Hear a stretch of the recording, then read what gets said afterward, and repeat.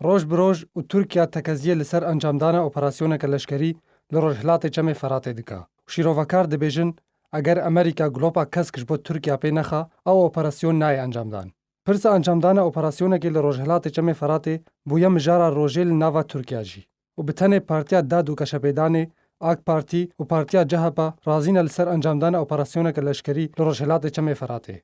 نرکفتنا انقره لگل واشنطن لسر آواکرنا نافچه آرام لروجهلات چم فراته بویا صدم کو ترکیه بنیازا به بیورگرتنا رازیبونا امریکا اپراسیون لشکری لروجهلات چم فراته انجام بده.